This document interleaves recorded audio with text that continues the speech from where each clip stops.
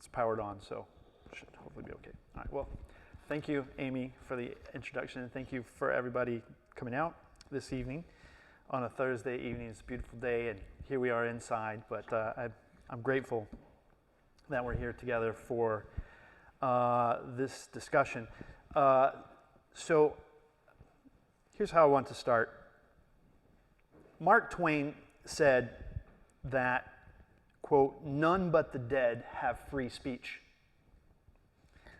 But studying the lives of dead bodies closely, when we do that, it suggests the exact opposite is more accurate.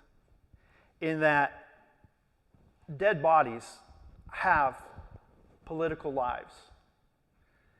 And the thing is about that, they don't get to speak for themselves. Other people speak for them.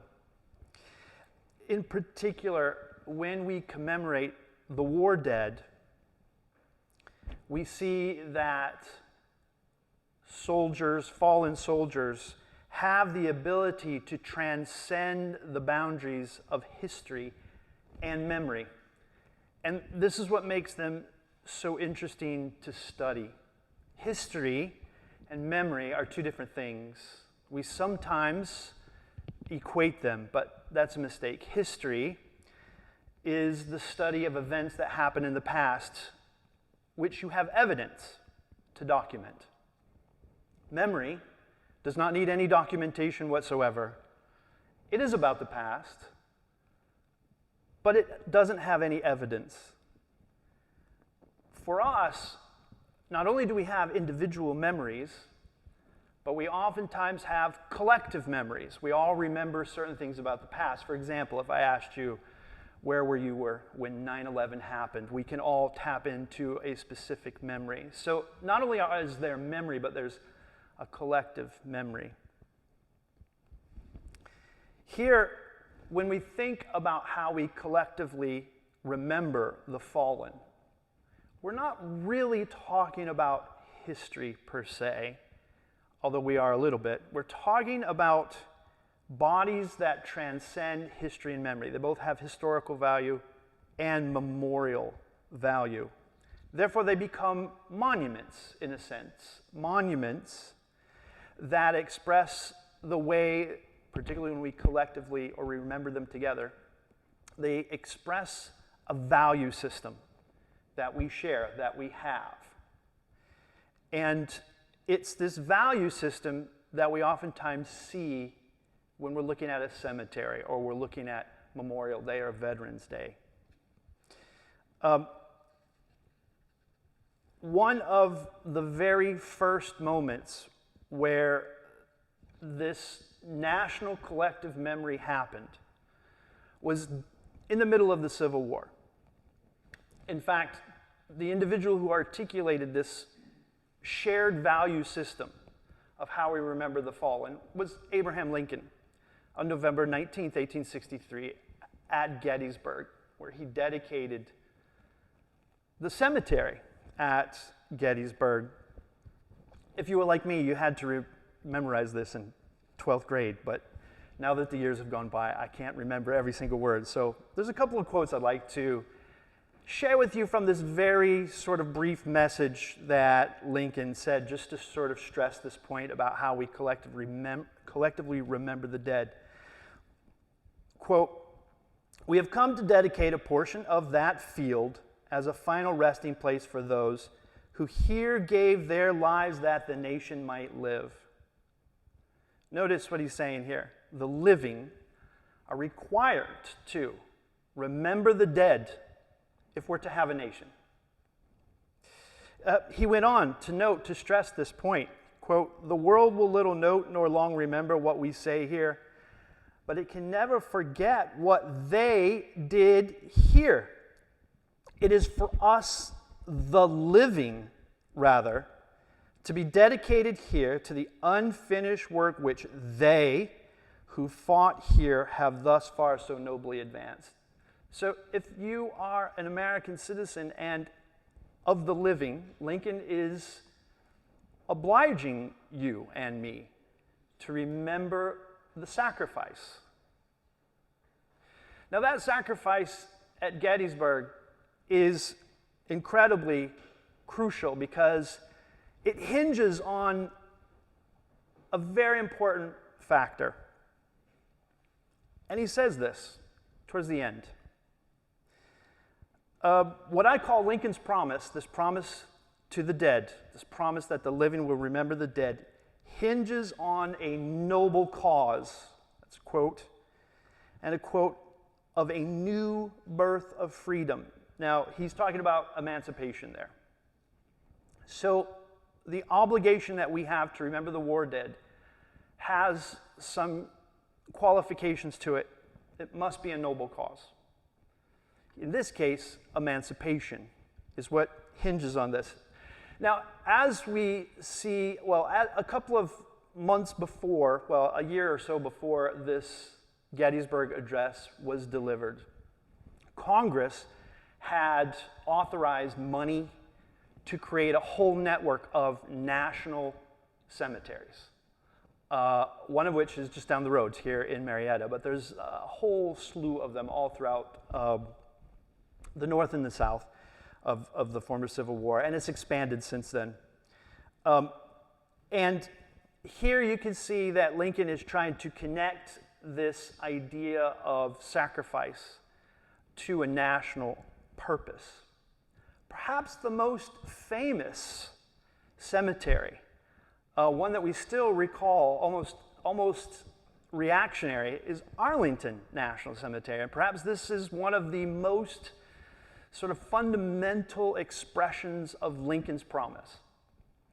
I was just in Washington, D.C. Over the last weekend, and as you go to the cemetery, you can see people, tourists, but pilgrims as well, who are going for a sacred visit. They all get off the metro stop at Arlington Cemetery to view this place. But what's interesting about Arlington Cemetery is not only its sacredness, but its profaneness, in that it has a lot of politics involved in it, as do almost all of these national cemeteries. For the sake of comparing to the Marietta National Cemetery, which I'll get to in a few moments, I just want to outline a little bit of the political history of Arlington National Cemetery, because maybe we're not completely familiar with the origins of this cemetery. And I'd like to suggest here that we have politics and culture and memory all being wrapped into this one sacred national space. But originally, as many of you might know, this was a plantation that Robert E. Lee did not own. In fact, he only lived there for a couple of years. It's not his property. It's his wife's property. She inherited this from, in essence, George Washington's adopted son. And when Robert E. Lee forsook the United States to fight for the Confederacy, he had no rights to that land. In fact, his son inherited the land from his mother, their son being George Washington Custis Lee. Now, George Washington Custis Lee also left Virginia, also left the plantation, which it was a working plantation. They had slaves, they were producing cotton. And when the Lee family left in 1863, the Virginia tax authorities changed the law, and they required that landowners be present to pay a tax, of which George Washington Custis Lee was not there. So because he wasn't able to pay this tax, the Treasury Department of the United States seized the entire plantation. And they sold it at an auction in which the War Department bought it for $26,000, which is well below market value. And then they began to, well, first they turned it into forts. First it was a fort to defend Washington, D.C., to help in the defense of Washington, D.C. In the war. But then they began to bury individual soldiers and groups of soldiers in the cemetery. One of the, I think, most famous from the Civil War anyway as a mass burial of, I think it's over 2,000 unknown soldiers that are buried just beyond the mansion house itself. Now, when the war was over, George Washington Custis Lee sued the United States government for an illegal seizure, and the Supreme Court ruled in his favor. But by then, there were thousands and thousands of dead bodies buried all throughout the plantation. In fact, some of them were buried very close to the house. So the deal that they struck was a cash settlement. Giving up all rights to the land, George Washington Custis Lee accepted $150,000 cash payment for this property. What I find to be the most interesting, though, about Arlington is that there was a freedmen's village on what is today the cemetery. Now, a freedmen's village is a village of African American people who have run away from slavery. The laws during the middle of the Civil War were changed to, even before the Emancipation Proclamation, the U.S. Army would give some help to runaway slaves if you could just make it beyond the line. And of course, after the Emancipation Proclamation, this becomes pretty formalized. Now, Washington, D.C. was receiving hundreds and tens of thousands of African Americans who were fleeing slavery from Virginia. And once they made it to Washington, D.C., they were free. And they were living in the city. And there wasn't a lot of charity. There was some charity at first to educate and to feed and clothe. But as the war raged on, people in Washington, D.C., their charity kind of dried up. So what the War Department decided to do was to put all of these people on the Lee plantation. And they had them do farm work, agricultural work. They didn't pay them, but they had them work. Their agricultural products they could sell in the city and they could make some cash that way. But in essence, this is the solution to this issue of having all of these people in the city. Now, what happens here is that as time goes on, a lot of these freed people acquire property on what is today Arlington National Cemetery. You got to remember, it's not a national cemetery out the way that we think about it at the time. And they begin to build homes, and they begin to build a community. In fact, this day, if you go to Arlington National Cemetery, and I highly recommend this, I don't think a lot of people stop here, but if you go, most people want to go to some of the more famous, the unknown soldier or whatever, but if you go to the front of the cemetery, right after you get off the metro, you enter and you go to the right, there are hundreds of African American people buried in Arlington National Cemetery. Some of their names are listed on their tombstones if their name was known. If their name was unknown, it's simply written citizen, which I think is a profound symbolic but also a real issue of importance.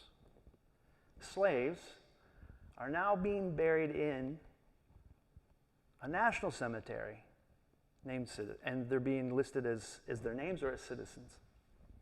I'd like to stress that this is one way we could think about how Abraham Lincoln's promise could be radically interpreted. That the very people who were slaves were incorporated. I mean, this is what the Gettysburg Address is largely about, a new birth of freedom. And here in Arlington National Cemetery, we can see, at least initially, that we have people who are being promised, seeking that promise and receiving that promise in pretty profound ways. Now, I'll leave Arlington here for a moment. That's not where the story ends. It ends with the U.S. government actually removing everybody and forcing them out as the Spanish-American War comes closer in the 1890s.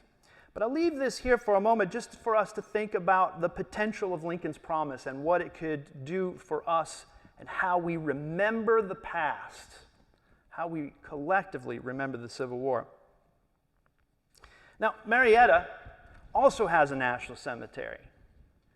And in this cemetery, there are African-American soldiers buried side by side, white soldiers, which unfortunately was not the law at the time in the city of Marietta, and the city cemetery segregation was enforced even in death.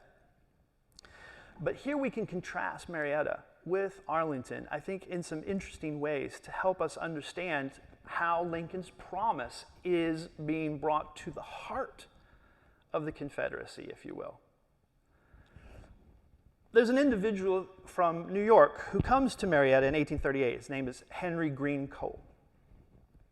He's a very lucrative businessman. He does very well before the war. He's involved in real estate. He acquires quite a few properties that he rents to other people. He's also really important in railroad industry that is booming in this North Georgia area. He's a slave owner. He owns slaves. He lists them on the 1860 census. And in the middle of the Civil War, when they run away, he and his wife are perplexed as to why they would run away, because he thought they were treating them so well. And also, he's a Unionist. He does not support secession or the Confederacy. We should note that in Marietta and in this entire North Georgia area, there are quite a few Unionists. It's a myth to suggest that everybody who lived in the South wanted to secede. Simply not true. The secession conventions were hostile and controversial and narrowly won secession. Lots and lots of people, white and black, would not have supported secession. Here in this part of Georgia, there's quite a few of those. So Henry Green Cole is a pretty interesting individual, controversial issue, provocative individual. And he's one of the wealthiest people in Marietta. He has a hotel here. And in the middle of the war, he's arrested by the Confederacy and accused of being a spy. He denies this, but they arrest him. They send him to a prison in Atlanta while they search his home. They find no evidence of him being a spy. And when they find no evidence, he demands a trial for his innocence. But the Confederacy refuses a trial. They suspend his writ of habeas corpus, and they send him to Charleston, South Carolina, to be in prison there. Now, while he is there, he writes several letters to his wife. And these letters are very, very interesting because you can see here a businessman who's a Unionist is trying to negotiate the very great difficulties that someone like him might have to endure while the Union Army is marching down this part from Chattanooga and other places. So he becomes quite concerned, and a lot of his allies and friends before abandon him. He admits to his wife in one letter that he didn't do anything wrong, but he did have some connections with his northern contacts for quote-unquote certain contingencies. He never admits to spying in these letters, but he says things like this. He writes to his wife because he's very concerned as the United States Army is approaching that they're going to lose their home, that they're not going to have any money. So he tells them to evict Confederate wives who were staying in his homes that he had rented out to people. Now, he was letting these women stay in these homes rent-free, but he tells his wife to evict them immediately and put people in these homes who will pay the rent. You can imagine how that would have made his critics empowered. He nevertheless, oh yes, I wanted to mention this too. While he's in prison, as the United States Army takes Marietta, he actually tries to write a general, General Benjamin Franklin Butler, a pretty famous general of the United States, and he asks him to do a prisoner exchange. So imagine a United States general initiating a prisoner exchange for Mr. Cole from a Confederate prison to come back here. I mean, it's his connections are, he's very interesting in this regard. Now, Butler refused. It wouldn't look good. It would have violated his own abilities as a general. He doesn't have that authorization, so he never did. Now, Henry Green Cole will eventually leave prison. It's kind of, there's no real justification why he left, but basically the Confederacy freed him in January 1865. This is at the sort of dying moments of the war. The Confederacy, they have hardly any food, hardly any money, and so he's probably released because they just can't, they cannot, they don't have the money or the infrastructure or the guards to keep him in prison. So he and others will be released. Shortly after, he returns to Marietta and the war ends. Now, I think this is a really interesting sort of individual to think about a little bit of his past, because what he does next is sort of fascinating. When he returns to Marietta, he immediately goes north, and he goes on a grand tour. Now that the war is over, he goes on a grand tour and he reconnects with all of his northern contacts, setting up business deals, basically. He even visits Alexander Stephens in prison. Now, if you don't know who Alexander Stephens is, he's a former governor and senator of Georgia. He's the vice president of the Confederacy. He gives a famous speech in all these secession conventions. It's called the Cornerstone Speech, in which he blatantly says the cornerstone of the Confederacy is slavery. He makes no bones about it. We need to secede if we want to keep slavery intact. That's the basic gist of his speech.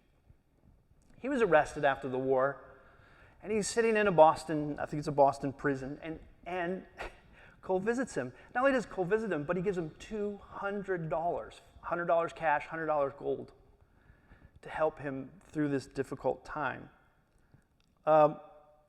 He also makes tours around New York and all of his old stomping grounds, and then he returns to Marietta. He also does something else that's very, very interesting. He makes a claim at the U.S. Claims Commission. Now, a lot of times we hear General Sherman, his march to the sea is incredibly violent and horrible, and it is. But one thing that doesn't always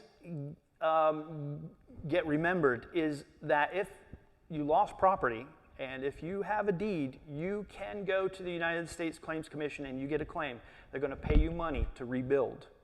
Now, that doesn't necessarily justify all the violence, but this is something that doesn't always get mentioned. So the United States government is investing millions of dollars in this entire area that Sherman marched through to help rebuild. And Cole is one of these beneficiaries. He asks for let me get the right number here.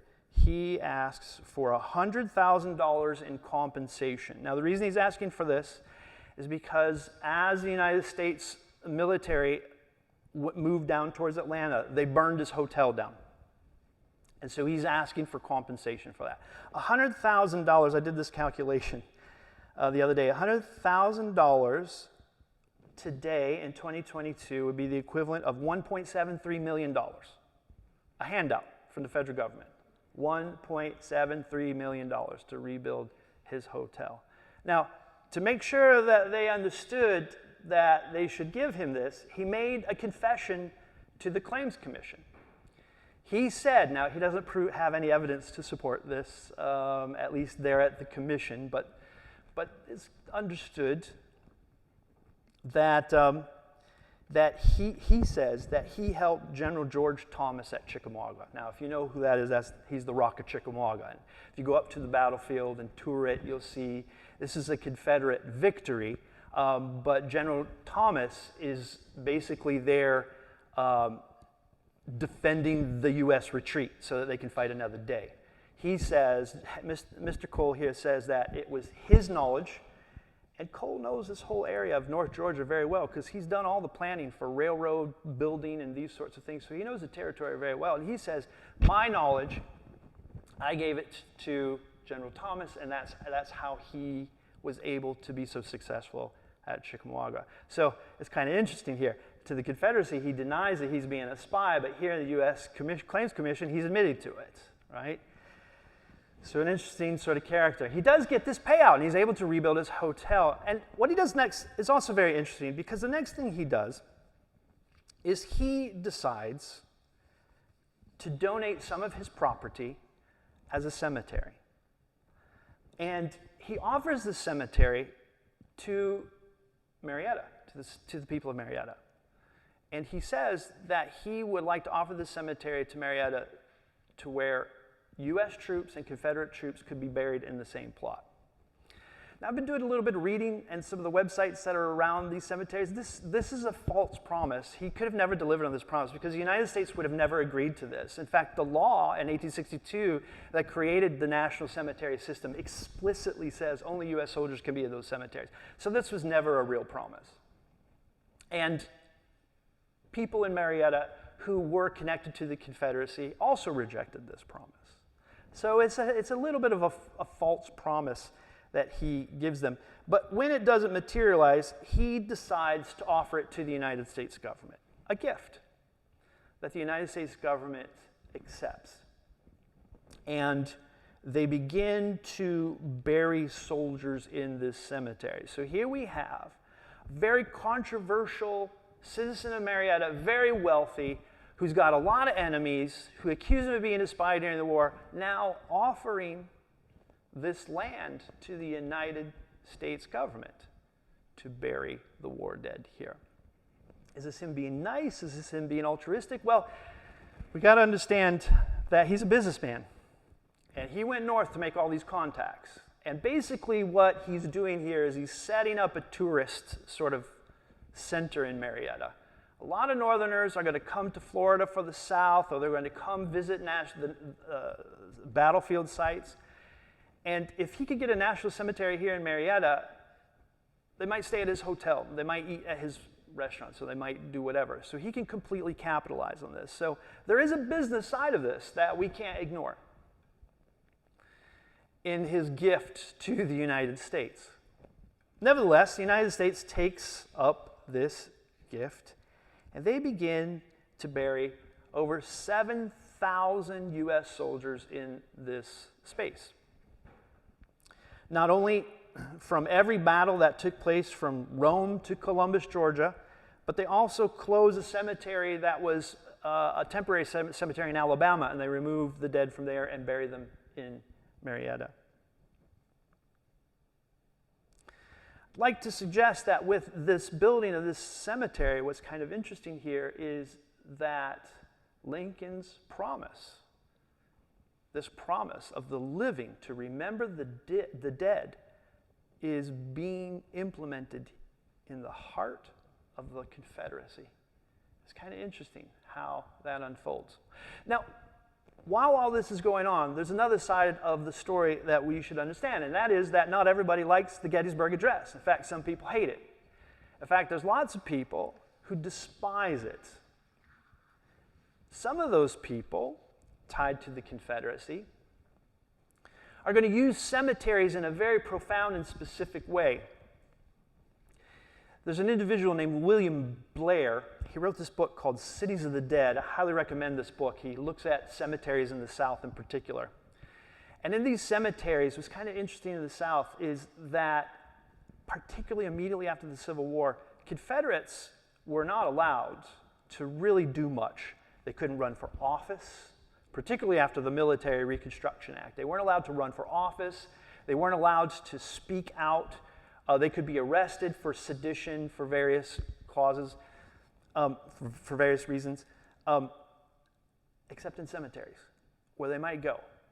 And in the cemeteries, particularly the Confederate cemeteries, they might go, and they might sort of make connections, and they might get very loud and start talking about the politics of the lost cause or the politics of the Confederacy. And what William Blair argues here is that these cemeteries are really the only places where this kind of politics can unfold, a politics of the lost cause.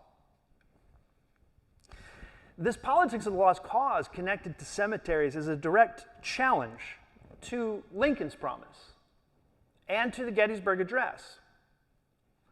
I want to quote from a sermon that a Presbyterian reverend gave in 1871. Now, he gave this eulogy, is probably more appropriate, I guess, word to describe this, at a specific moment. It's in Magnolia Cemetery in Charleston, South Carolina. In 1871, Charleston decided to take Confederate soldiers who were buried at Gettysburg. Now, they weren't in the official national cemetery. They were buried in other locations, and remove them from Gettysburg and take them to Magnolia Cemetery and rebury them.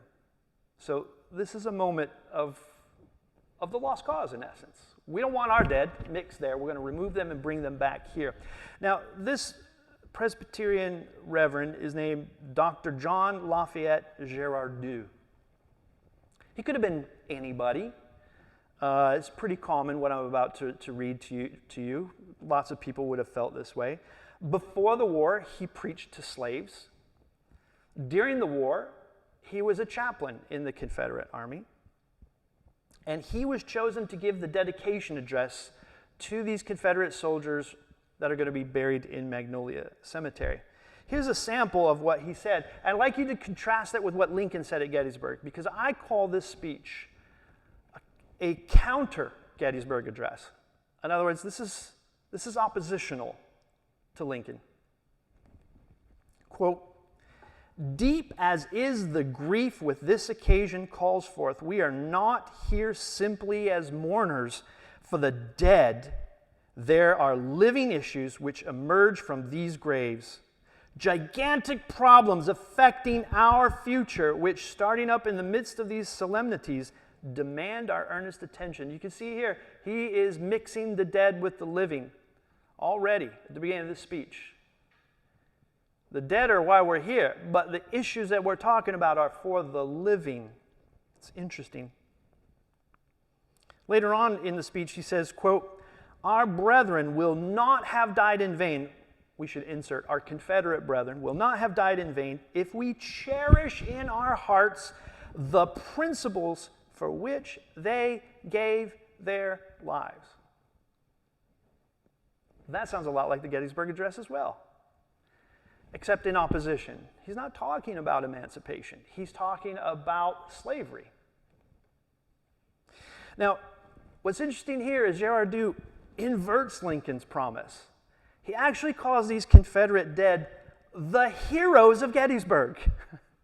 Those soldiers who fought against emancipation, in Girardot's formulation, become the heroes of Gettysburg and are the real, quote-unquote, champions of constitutional rights. Soldiers of a defeated, God grant it may not be a wholly lost cause. He explicitly ties the memory of these Confederate dead to the lost cause. He promised the dead that, quote, "Memory will keep her guard of honor over your graves." And he promised the living that remembering the dead would eventually provide the opportunity for redemption of the lost cause. You cannot get more oppositional to the Gettysburg Address than that. I would like to argue that this becomes a theme, particularly as Reconstruction is winding down, but also here in the early moments of the war, of how Confederate memory of the Civil War is going to be articulated over the dead. They don't have free speech. They're going to be used to project a lost cause in this regard. Now, again, Marietta is fascinating because there's a Confederate cemetery in Marietta as well. In fact, it's here first, if you look at the chronology and the timeline. It has its origins in 1863 in the middle of the war. There's a Confederate doctor who dies. He's buried there first. It's a section of the old city cemetery, but then there's a train collision of a troop carrier with a hospital train, and many people died. It's just north of here. where this happens, and many of those bodies are going to be buried in the cemetery. And as the war goes on, this becomes a place for the Confederacy to bury Confederate dead in North Georgia. This cemetery, well, I'll let one of the young cadets describe what this cemetery was like. And the prestige is not quite there, as he says here, quote, he's writing to his mother, by the way, quote, I have lately seen a sample of how they bury dead soldiers. They dig a small hole just large enough to hold a box which contains the corpse, and it is placed about 2 feet under the ground. The graves have no protection against hogs, dogs, or anything of the kind. I think it is a shame, as they have plenty of time and place for to bury them. As the war is over, the Ladies' Aid Society of Georgia take over the maintenance of this cemetery. They try to acquire more acreage. They try to collect more bodies. At the end, there's going to be about 3,000 or so Confederate bodies buried in the Confederate section of the cemetery. We have two competing cemeteries here. One representing Lincoln's promise, and the other representing the promise of the lost cause, right here in the city of Marietta. And it has political ramifications. A lot of people in Marietta who sympathize with the Confederacy don't want that national cemetery here. And in fact, they begin to get active. They create what's called a memorial committee. And this memorial committee sends a letter to President Andrew Johnson, who's the president at the time, and they petition President Johnson to reject Henry Cole's gift. They say it's inappropriate. They say Henry Cole never asked the citizenry what we thought. It's not right that the U.S. federal government accepts the gift of a rich man and doesn't really ask what the community wants. Now, Andrew Johnson, of course, was a slave owner for a period of time. He had to sell his slaves or to let go of them in order to be vice president. He's got a very bad reputation of racism. So when President Johnson receives this petition, he acts on it, and he actually creates a commission to investigate. He put in charge of this investigation Brevet Major W.A. Wainwright. And when Wainwright comes to Marietta, he decides to confront the signees of this petition. He's going to investigate. The Memorial Commission had all these signees who wanted the president to reject this gift. So Wainwright goes face to face to them, and he asks them, did you sign this? Why did you sign this? And the answers that he gets back are pretty interesting. Lots of them recant. They say, well, I signed it under peer pressure, but I really didn't mean it. One of Henry Cole's neighbors who signed the petition actually said, I mean, the project is beautifying the city so much. Like, if I would have known, if he would have just told me how wonderful this would have been, I would have never signed the petition. Apparently, several of the signers were underage boys. Many were not residents. They lived in rural sections outside the city limits. So when Wainwright reported this back to the War Department, and eventually to the president, he said this petition was, quote, one of personal and spiteful nature against Mr. Cole. And the federal government never acted on it. Now, by 1867, the Marietta National Cemetery was full. But there were still about 402 bodies left to bury. And Henry Cole offered the U.S. government an additional gift of 6 more acres. But this gift, the War Department was a little leery of. The area that he was offering always got covered in water. It wasn't good for burying soldiers. It would have always been difficult to manage. And so the War Department sent Brevet Colonel C.W. Folsom, who was the inspector of cemeteries, of these national cemeteries, to Marietta to investigate whether the U.S. should accept these additional acres or not. And Folsom recommended that the U.S. government reject the 6 acres. Not only because it wasn't very good soil, but he believed that Henry Cole was offering these not in the spirit of patriotism, but more as a way to make more money. In fact, Folsom accused Cole of making money every step of the way. He said, for example, the wages that the U.S. government pays Cole are too high for the work that he does. The standard payment for superintendents of national cemeteries at the time was $100 a month. The Andersonville Cemetery superintendent, he was getting about $100 a month. Now Cole, in exchange for this gift, he got a $100 salary for himself and a $100 salary for his father-in-law to run this one cemetery here. And Folsom believed that was way too much, particularly because they were never there. In fact, the one day that Folsom wanted to meet with Henry Cole, he had to wait most of the day because Henry Cole was in Atlanta at a political rally for the Republican Party. He wasn't there. The accusation here is he wasn't there doing his job as superintendent. He's doing politics. So he said, that's one reason. Here's another reason we should not receive this gift. As a consequence of all the work that the federal government has done already, Henry Cole's property values have skyrocketed. They're unbelievable. He's making profit over a U.S. government handout. All the roads that were being built, I think it's Cole Street, I think is named after him. The U.S. government built that street. All the roads around the cemetery itself, all the trees, the beautiful fence, everything there was adjacent to his home. His property value was increasing dramatically. They rebuilt a bridge, the federal government did, in which Cole benefited financially from, in terms of tourism and what have you.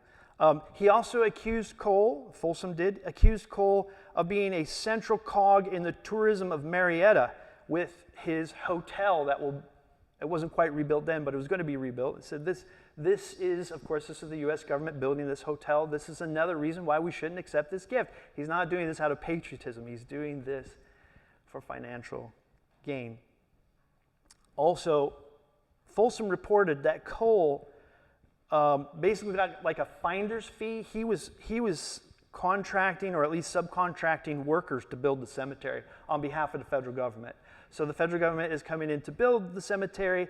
Cole says you should hire this guy, and then he gets some sort of payment. That's the accusation here. Now, right at this time, the Georgia state legislature voted down the 14th Amendment. Now, the 14th Amendment is the amendment that says equal protection under the law, natural-born citizenship, these sorts of things. It says many, many other things as well. But Georgia, as a state legislature, rejected that. They eventually will put this into the Constitution, but not here in these early stages of the 1860. In this session of Congress, the Georgia state legislature also voted to expend money to the Georgia Memorial Association in order to locate, gather, and bury Confederate soldiers in the Marietta Confederate Cemetery. Here we kind of have this moment in the 1860s where the Confederate cemetery, at least from the Georgia state legislature, is expanding at the same time that the United States is expanding the national cemetery. So Marietta becomes a proving ground, if you will, a place where we can compare and contrast these two kinds of memories and how they affect not only people at the time, but maybe how they affect the present and all these moments in between. To conclude, I'll say a couple of things about the legacy of these two cemeteries. One, the Confederate cemetery will never have the financial power that the National Cemetery does, and will never have the standing. In fact, almost immediately after the Georgia State Legislature in 1867 voted for money to expand the cemetery, there's hardly any other money that's going to come to the cemetery. It will become very dilapidated very quick. In fact, all the wooden crosses that are there in the cemetery, they're never replaced, they just erode. When you go to the Confederate cemetery, you'll see these nice kind of this arc of these stones. Those don't really mark the place that soldiers died, because nobody really knows where the soldiers are actually buried, because all of the wooden tombstones eroded away. There's no money, there's no financial investment. Until later, at the turn of the century, there'll be some more investment, but then that will erode. And then in the 1950s, 1960s, there'll be some more money, but that will erode. And so what you have here is a memory of the lost cause that's very unstable and very difficult to maintain. Now contrast that with the National Cemetery. The federal government, the Veterans Association, the VA, all of these institutions will fund that. In fact, it's a promise. It is Lincoln's promise that he initiated at Gettysburg.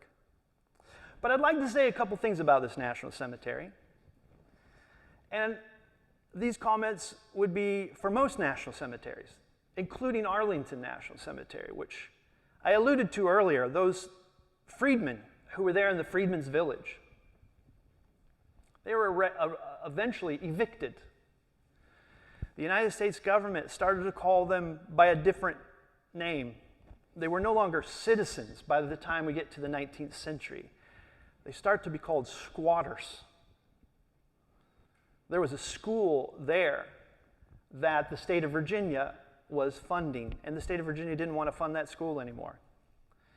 So they said, let all of these children move and go to a public school. So when the freed people in the Freedmen's Village in Arlington petitioned the U.S. government to raise money to put a school in the Freedmen's Village, the War Department had changed its tune by the 1890s, now 30 years after the Civil War. There's another war that's brewing in the Caribbean, in Spain, with Spain, in Cuba, and in the Philippines with Spain as well.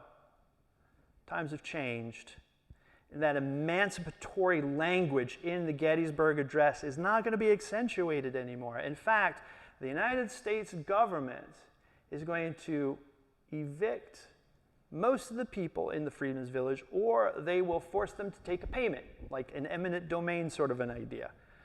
That they will have to take a payment, and they will have to leave what will become the Valhalla of American collective memory. Now, Marietta is in a similar sort of sense in that the emancipatory language of the Gettysburg Address gets lost. It gets lost in every cemetery, national cemetery, including Marietta. As I suggested earlier, there are African American soldiers buried side by side, white soldiers. But if you walk into the cemetery, you'll never know who they are unless you go right up to the cross or to the stone, and you see it says USCT, U.S. Colored Troops. But from a distance, you can't tell. Everybody looks the same. It's all the same, white marble. And on a certain level, that's very democratic. I kind of like that idea. It's very democratic. All of these people sacrificed. And I'm not suggesting in any way, shape, or form that some people should necessarily be honored more than others. I'm not saying that.